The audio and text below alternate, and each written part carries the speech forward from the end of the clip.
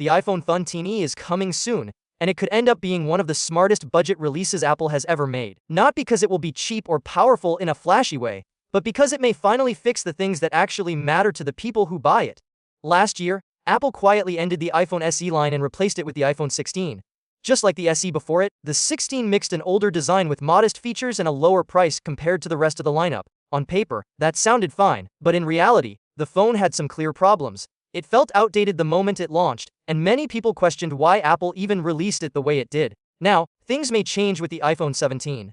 According to a new rumor from China, Apple is planning 2 major upgrades for its next budget iPhone. The iPhone 13e is expected to feature Dynamic Island and MagSafe. These may not sound like huge upgrades to power users, but for the target audience of this phone, they make a big difference. To understand why, it helps to look at who is actually buying these phones.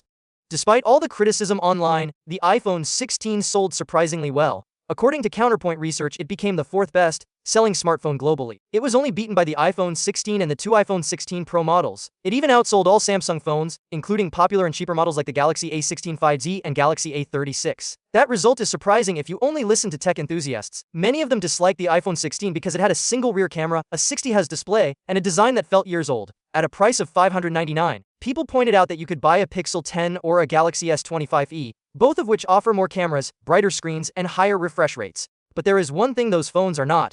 They are not iPhones. For many buyers, being an iPhone matters more than specs. Most people do not care about refresh rates or how many camera lenses they have. They want a phone that works smoothly, takes decent photos, lasts for years, and fits into Apple's ecosystem. For them, using an iPhone 16C feels almost the same as using an iPhone 17 Pro. This is where the iPhone 17 could become even more appealing.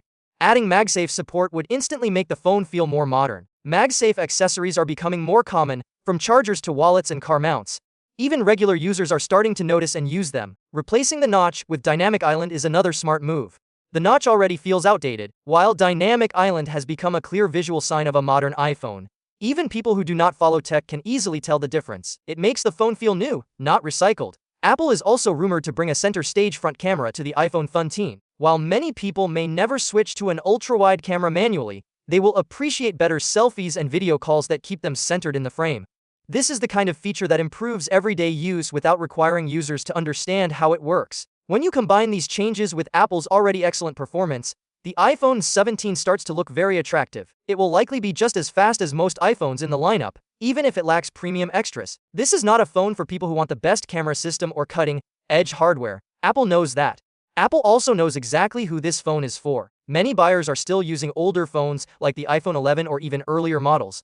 They want something new that feels familiar. They want access to iMessage, FaceTime AirDrop, and Apple accessories. Many of them also live outside the US, where price matters more than specs. For those users, the iPhone 17e could be one of Apple's best releases in years.